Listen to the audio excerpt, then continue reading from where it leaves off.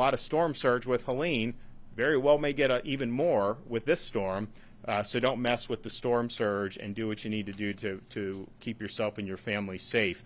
We're going to be continuing to work around the clock here at the Emergency Operations Center. We're doing all the things that we would normally do, but then obviously we have this debris removal mission that we've dived into to be able to help these local communities that have all this. It's going well, but we need to keep doing on that. Okay, Kevin Guthrie will come up and give an update.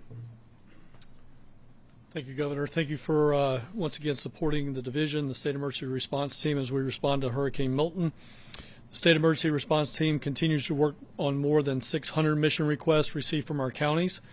Residents should begin finalizing your disaster plans, and if your plan calls for you to evacuate, you should do so today. Many of the counties are going to issue their evacuation orders today. Some of them, for example, Pasco County, will start at 10 a.m. this morning. Others will be Pinellas County, I believe, at 2 p.m. this afternoon, and still others will have varying times. You may ask why the varying times. Each county's population is factored into that, so the clearance times is what they will be making those decisions based on. So those evacuation orders will be going out today. I would highly recommend, if anybody has the means to do so, you have the capability of going to a hotel, staying with friends and families, get on the road today, wherever that might be. There's hoteling in Orlando. If you are 100% going to need to be dependent on power and you have the means to do so, you may want to consider a Jacksonville. It's likely that Jacksonville will not experience any type of power outage. So if you've got to be guaranteed power and you have the financial means, you may want to consider something a little bit further away. However, for those that do not, shelters will be opening. We recommend that you start moving towards a shelter. Shelter capacity will be limited. You heard the governor say that we are going to work on supplemental sheltering. We have identified state buildings. We have identified vacant buildings across the entire footprint of Florida that we will be opening up additional shelters when school buildings and other shelters, traditional shelters, start to reach their capacity. Many of you may need to resupply your disaster supply kit. Again, that is a today thing. You need to be doing that today. If you get to a shelter, there will be food and water there. It will not be sit down eating. It will be shelf stable meals.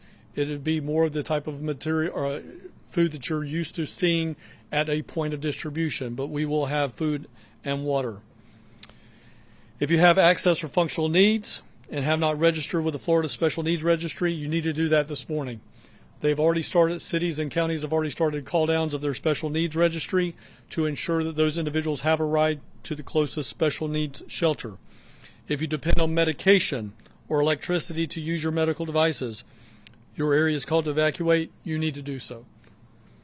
You may lose power and there will be no way to use your medical devices. Make sure that's a part of your plan. The National Hurricane Center released new storm surge values as of 8 a.m. this morning. They issued a special advisory at 9 that the governor's already talked about, where the hurricane force winds are now Category 4. However, I'm going to draw your attention to something we did for you this morning. Everybody likes visuals. 5 feet and 10 feet. The ceiling in here is 10'8". We're talking about storm surge values higher than the ceiling.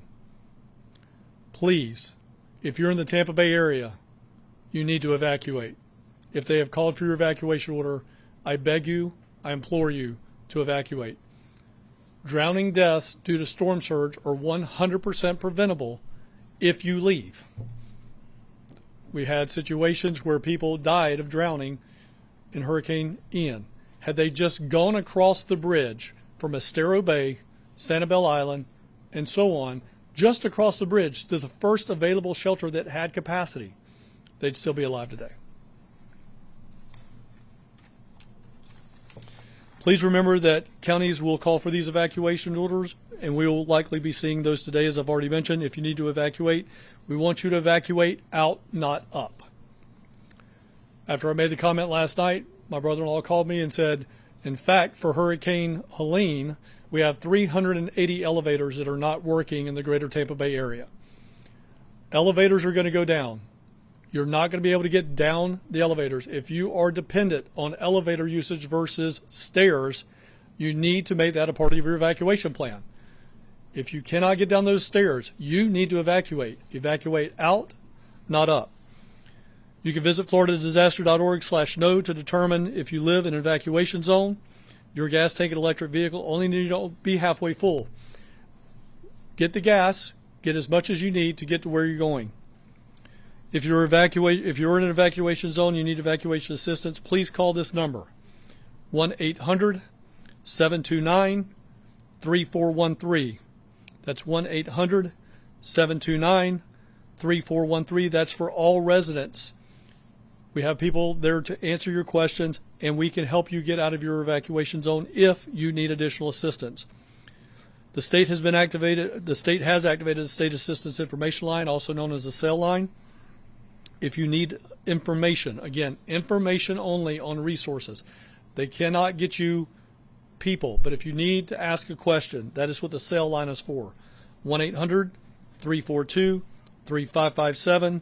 Again, that's 1-800-342-3557. We have English, Spanish, and Haitian Creole waiting to help you out. Additional preparedness resources can be found at floridadisaster.org/updates. Make sure you follow us on X, Instagram, at FLSERT, and on Facebook at FDEM, as we are sharing updates in real time. Please make sure that you have a way to receive alerts. Make sure that you see all the additional information at your county emergency management agency at floridadisaster.org/counties. And again, thank you, Governor, for your continued support and partnership. Thanks, Jared. All right, thank you, Governor, and good morning. We have continued to respond to Hurricane Helene and also ramp up our efforts to prepare for Hurricane Milton. To date, FDOT has removed nearly 180,000 cubic yards of debris statewide, and as you heard from Governor DeSantis, we've taken the mission of removing as much as debris as possible before Milton makes landfall very serious. We've mobilized every available state asset and resource to do just this. It's been a partnership between FDOT, DEM, Florida Department of Agriculture, the National Guard, and the State Guard. We have a lot of people on the ground. We have a lot of equipment on the ground. We have continued to remove debris. It is really important that everybody understand we're in this thing together. As you heard from the Governor, we saw a lot of private property owners bringing debris to landfills throughout the night last night. We highly encourage that. Every little bit of debris that gets removed counts and gets us to our goal and helps us fulfill that mission.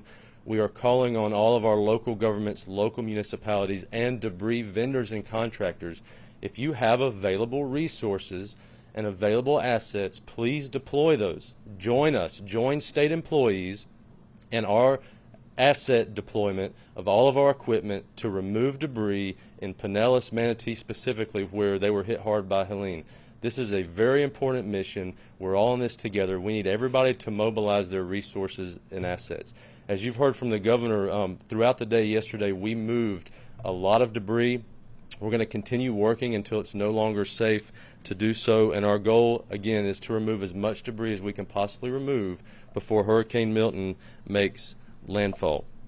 As you heard from the Governor, we are preparing to suspend tolls effective at 10:30 a.m. this morning for West Florida, Central Florida, and Alligator Alley to help facilitate those evacuations. We have seen people begin to leave already, which is a good thing. You need to leave early. If you're within those low-lying areas where storm surge could impact you, the earlier you leave, the better. It's going to help with traffic, it's going to help with evacuations, and it will make your trip a lot easier. We've seen increased volumes on I-75 and I-4. We're continuing to watch traffic live with our 10 regional traffic management centers across the state. They operate 24/7. We've increased the number and frequency of our Road Ranger Service Patrol and Motorist Aid to facilitate those evacuations. They do have the ability to aid motorists with fuel, water, and also remove stranded or idle vehicles out of the travelway. We've also prepared our shoulders for what we call emergency shoulder use. As volumes pick up and speeds lower for the interstate facilities, we then begin to implement what's known as emergency shoulder use, and we open up the shoulders of our interstates for live traffic. We do that when the speeds get down to around 40 miles per hour.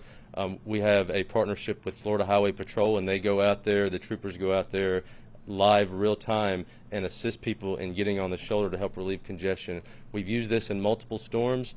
We used it for Hurricane Irma. We used it for Hurricane Ian. It was very successful, and so we're prepared and ready to do that as volumes continue to pick up. A lot of rain has already fallen across the state of Florida.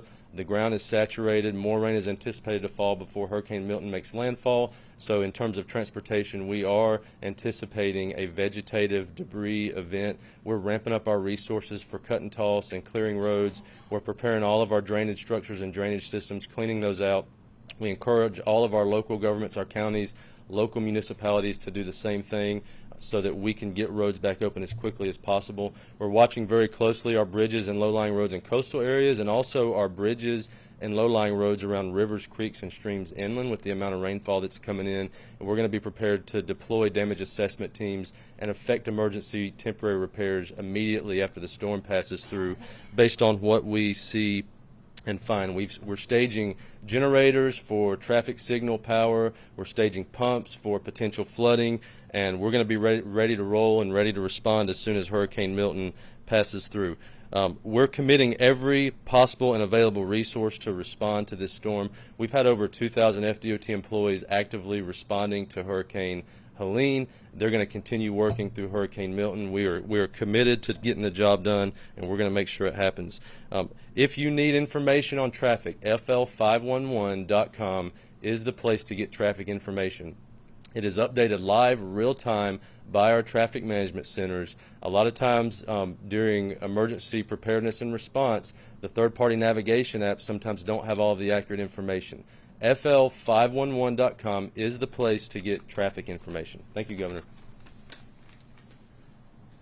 Okay, so we're ramping up. We've been ramping up all weekend. We've got a massive amount of resources that are have been mobilized, that are continue to be mobilized, including this debris mission, which we think is critical. But also just say this is a storm. When these hurricanes make landfall, they obviously will weaken some. But it's projected to leave the Florida Peninsula on the east coast of Florida still as a hurricane.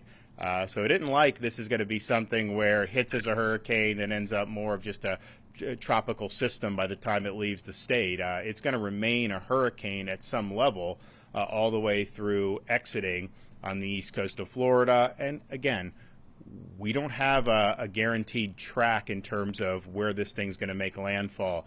You're talking about 50 miles north, 50 miles south. That'll make a huge difference in terms of where you have the most significant impacts, and there's just no way to know right now where exactly that's going to be. And so that's why anybody on the west coast of Florida, you have the potential for major storm surge. And then if you are in the path of this on the interior part of Florida, you're going to get some strong winds. It isn't like it's just going to be a rainstorm. I mean, all the way until it exits the state, it's going to be powerful. So please take the appropriate precautions, listen to your local officials, and we'll get through this. We'll respond very quickly, but this does have the potential to have a lot of damage. Okay. Governor, are you still anticipating this to be the largest evacuation since Irma in 2017? It's hard to know exactly. I mean, I think Irma, there was a lot of people that got on the road and then they had to go back and this. And so it was a little bit different, I think, situation here. Here we know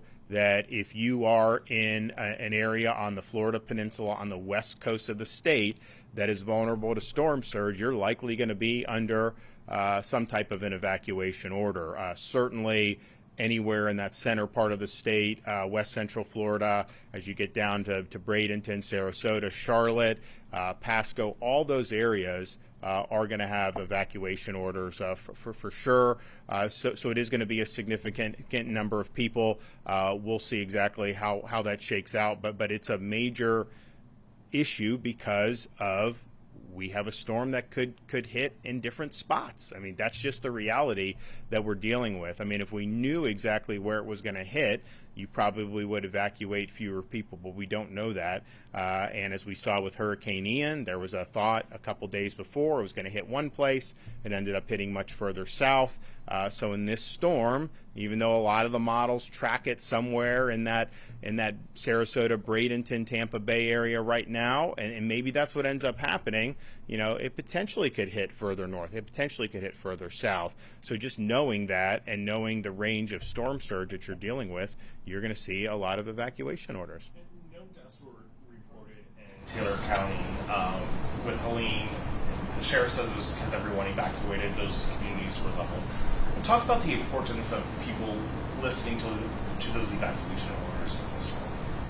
Well, Taylor County had more storm surge than even is being predicted for this storm at this point. I mean, you had 15, maybe even 20 feet in some of those areas.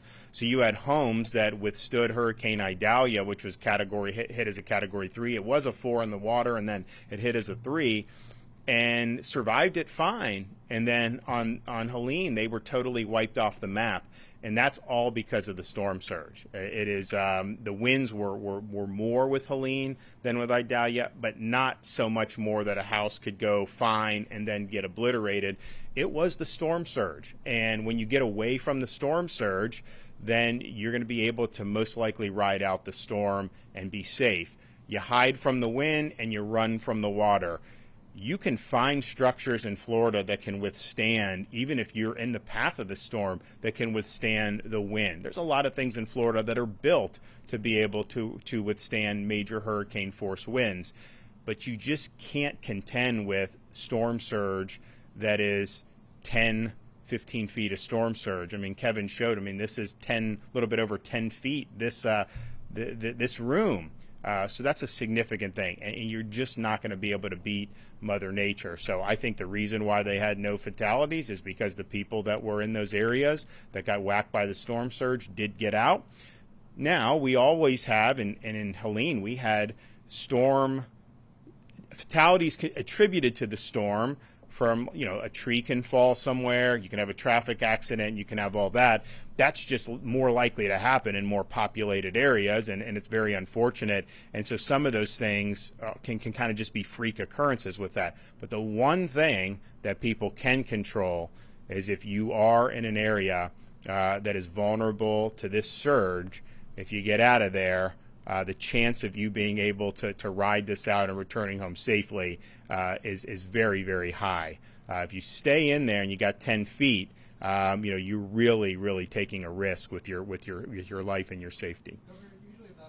There's a good picture of a whole field of bucket trucks and line crews ready to go to put power up. We don't have that right now. And it sounds like you said that the private. No, they're being mobilized now. I mean, you think. How many do we have pulled together so far? Well, they're working with the companies, but we've been talking with them over the weekend.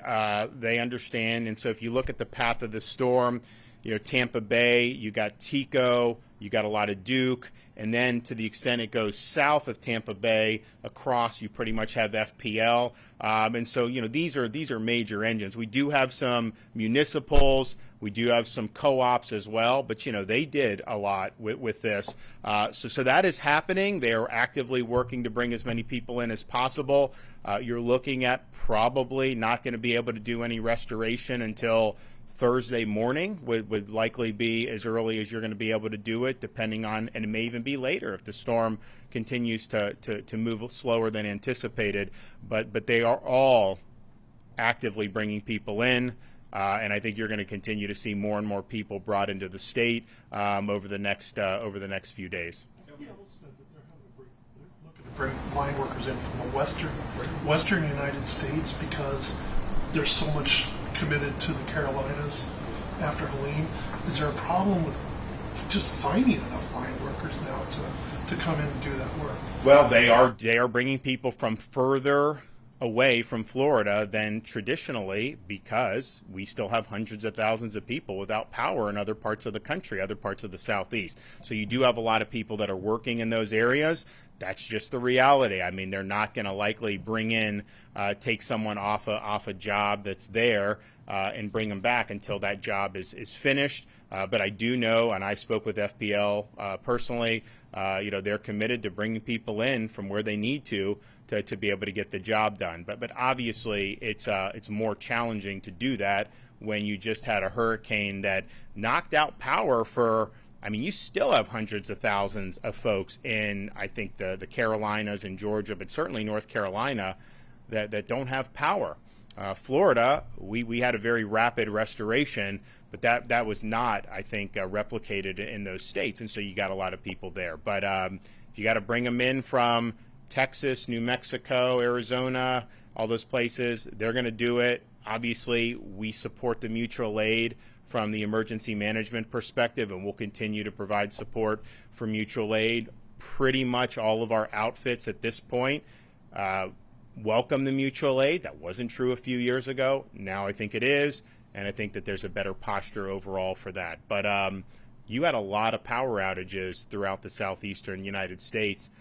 That wasn't even 2 weeks ago. I mean, this hit Thursday, 2 weeks ago. I mean, so this is that is ongoing. And honestly, I think people, been through these storms recently in Florida. The norm is that people are without power for 3 weeks, a month, 5 weeks. I mean, that's the norm in these hurricanes. I think our efforts to really front load this and go quickly and working with the utilities that's not the norm in terms of how these things are going. So the fact that you still have people there is not surprising to me at all. But I'm glad that the mission here was completed in record time. I know that's going to be helpful for those. And if we hadn't have pre-staged before Helene, you could be in a situation where you're having massive restoration efforts still ongoing in the state of Florida just for Helene. So fortunately, that is 99.9% of that was complete, and we're ready for the next one.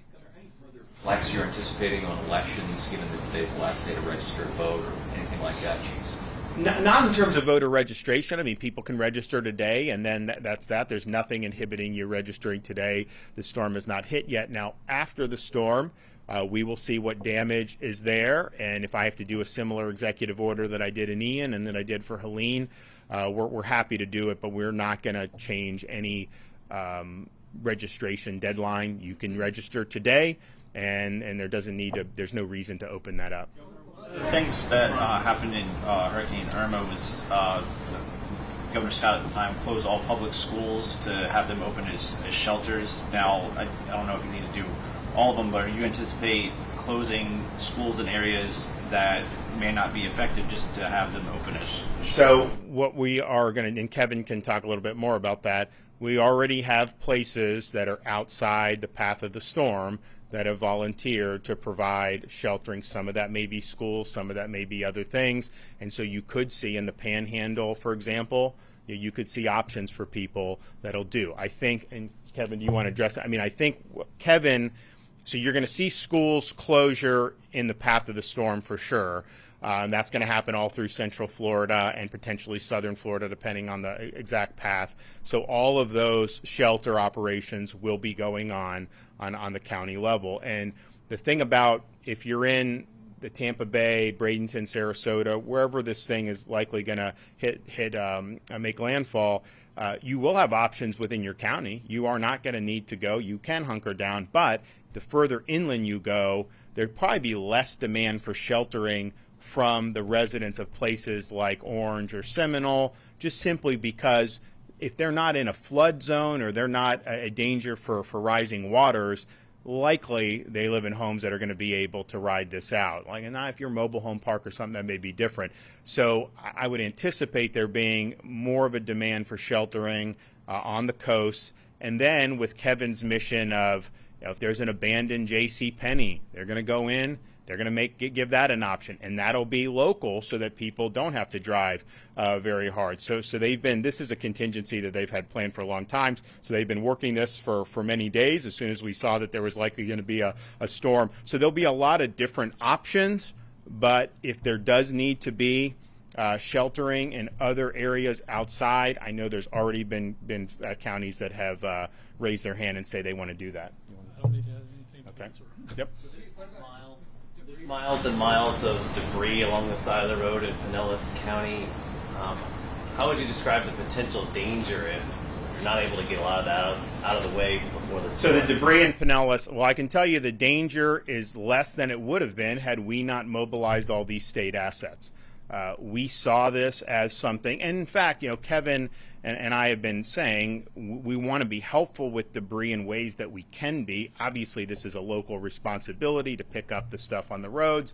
And Kevin and I both really urged all the local governments, have those debris contracts ready. As soon as Helene passes, you got to go. And I think a lot of them did do that. But if you're looking at what we've done to have, what is it, 8,000 or 9,000 cubic, just cubic yards of debris that just our trucks have done, that's made a huge difference. And in fact, there's videos about all these dump trucks just moving through the Pinellas beaches, carrying all this stuff. They have escorts and all this. And so this was something that we recognized as a danger that could exacerbate the impacts of the storm. And think about it.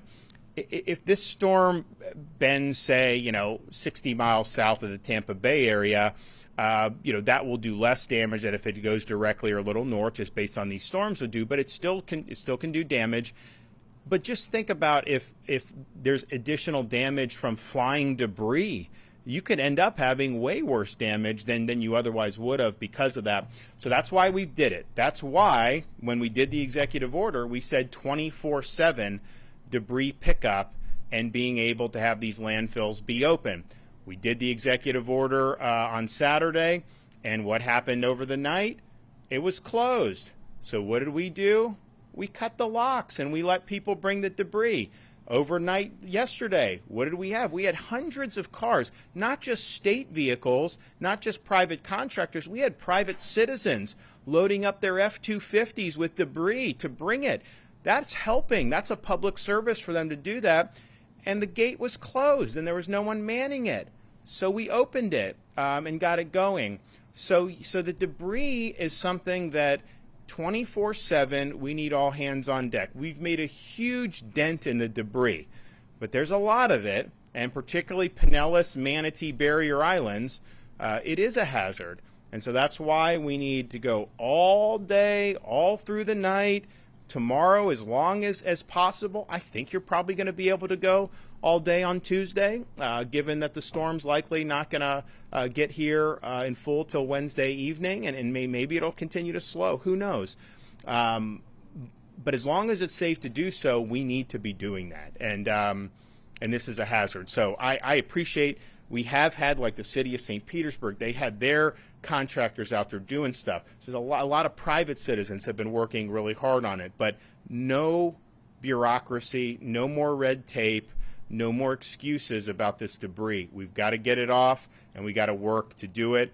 I'm confident that we have already mitigated some of the damage because of all the stuff that we've done. We have just from the state, over 200 trucks that are there hauling away debris, and they're doing that round the clock. Now, we're also going to be in a situation where we probably have more personnel than we do vehicles, and so one of the things they're doing, we got guardsmen with these things you can just roll down the sidewalk, and they're throwing in debris into that. So we're being very creative with it, but let's have all governments, local and county, on the west coast of Florida, get into this debris removal right now if you haven't done it full tilt, and let's run this all the way through to mitigate damage.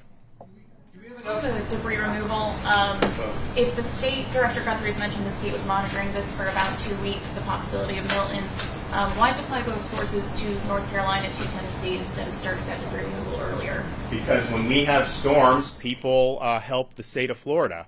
And you had people that were dying in the mountains there, and we're all Americans, and we step up and we do the right thing. None of the resources we did are debris removal. This is search and rescue. These are Chinook helicopters. These are things that have nothing to do with picking up debris. And oh, by the way, the debris, and we stressed this from before Helene, the debris is a local responsibility. That's why we apply when we do the declarations and we try to get FEMA assistance.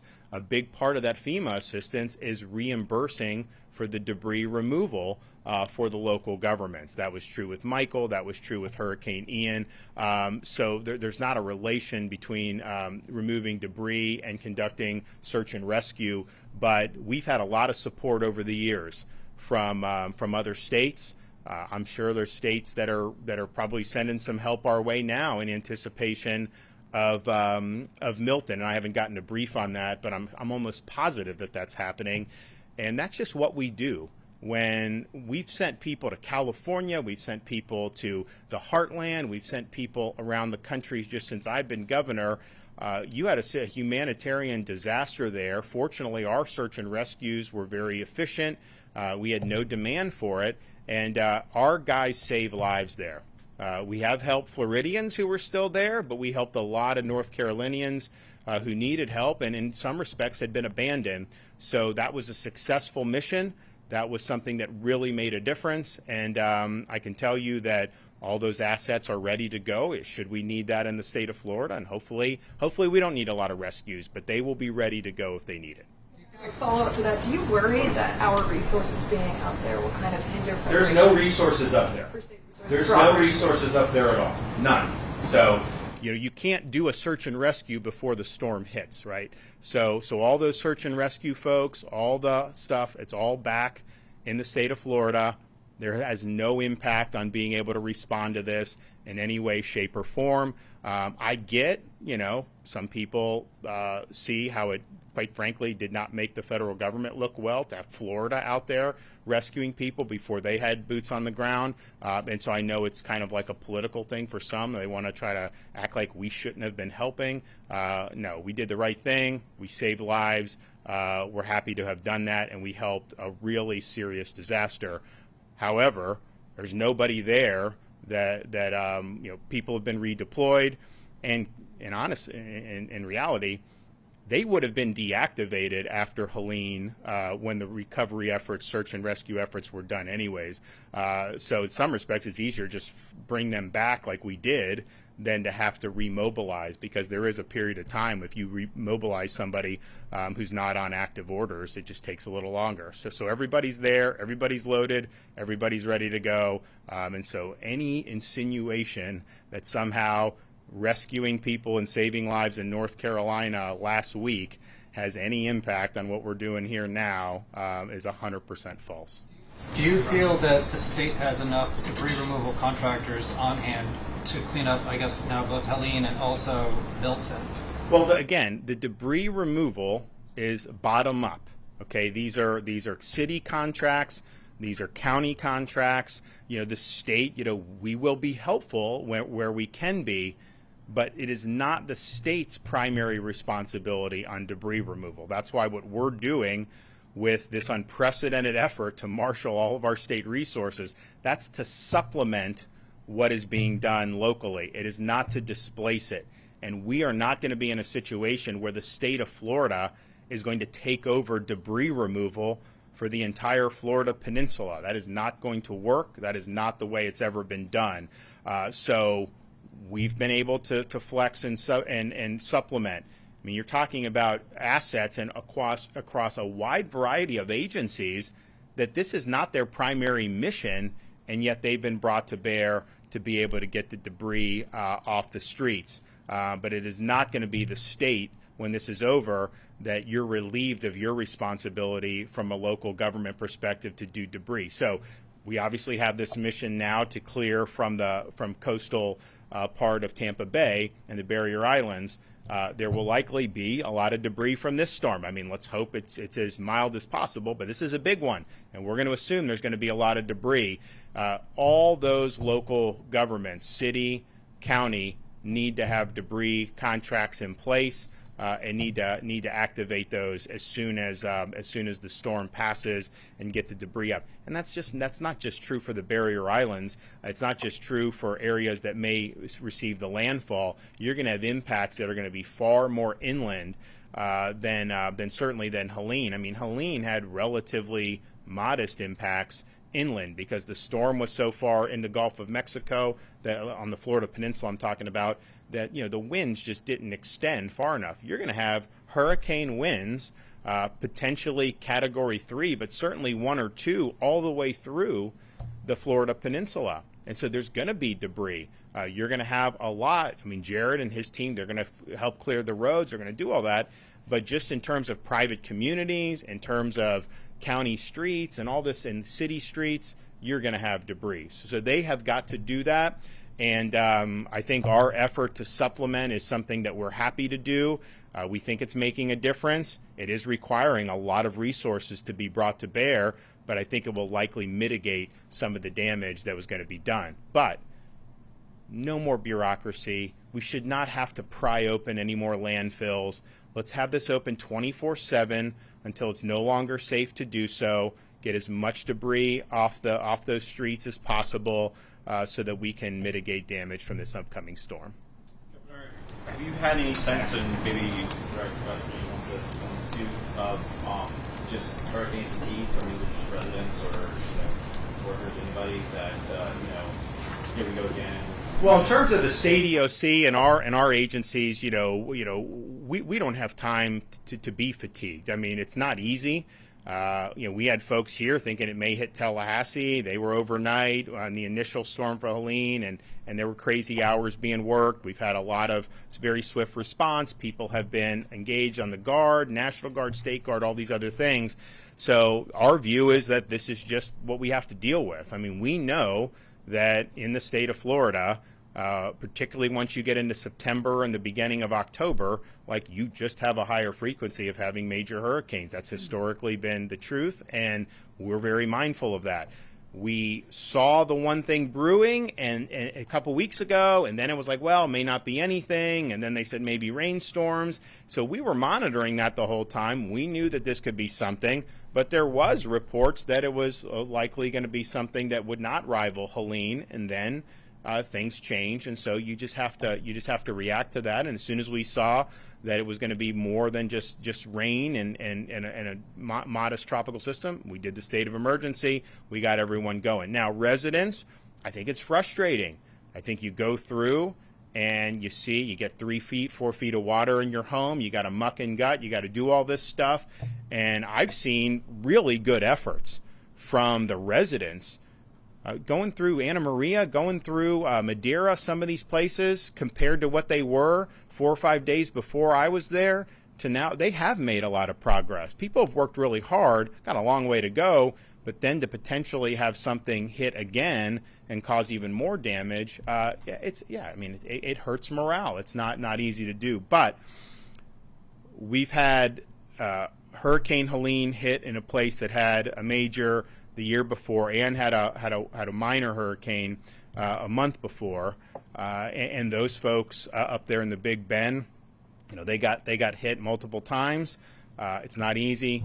You just have to be resilient, and that's what they're doing. So on this one, I think the negative is that it's happened right on the heels. We're cleaning up damage. There could be more damage, but people saw, hey, this was a hurricane that was 100 miles off the Florida peninsula when you're looking at places like Manatee and Pinellas and some of these, and yet we had really significant storm surge. So now you have now it's a Category 4. So it's already, Milton is already 10 miles per hour stronger than what Helene was at its peak.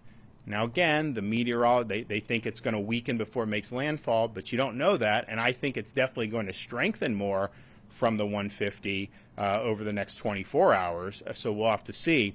So I think the fact that they had just gone through that, probably people are like, I'm not messing with this. If I'm on one of those areas that can get whacked with the storm surge, I'm going to retreat inland. I'm going to go somewhere else. I'm going to ride out the storm away from where we would have life-threatening surge, and then go back and see. And remember, in my executive order on Saturday, we make it clear that residents, the default is if residents are told to evacuate, and they do, when the storm passes, the default is they need to be able to get back to their homes as soon as possible. There are some extraordinary circumstances where it may not be safe, but we cannot just be keeping people out of their homes. I understand there's going to be damage, and you got to work through these things, but if you don't let people back into their homes quickly, that's going to make them less likely to want to evacuate in the first place. And so we've addressed that. And we'll make sure that we get you back into your homes as soon as it's possible to do so, so you have time to do that. So I think it's frustrating. I think people just wanted to be done with hurricane season. You know, I always tell people, I'm like, there's just a sense that once you get to October, people think somehow the summer's over, and that, you know, we've got, and really the first 2 weeks of October historically have seen major storms. I was like, you kind of got to get to the end of October. It's not the end of season, obviously, but for majors, it's a lot less likely to happen. And so here we are. So we knew that this was a possibility. But I do think you're going to see a lot of people, when they're given the information of the potential surge, I do think they're going to make the decision to leave and then to come back when the storm passes. Hotel policy for people with pets, are they able to go to any hotel if it's an emergency, or do they still have to find pet-friendly hotels? So and Kevin can correct me, but the Florida Restaurant and Lodging Association has worked with the hotels in Florida to, when you have a Florida distress rate, to allow the pets to come. So there are distress rates. I saw Rosen Hotels had something out where, you know, relatively cheap for some of these, and, you know, Rosen's a good outfit. They got nice rooms. I think it's like, for a Florida resident fleeing hurricane zone, I think it's like $60 or something like that. I mean, it's affordable.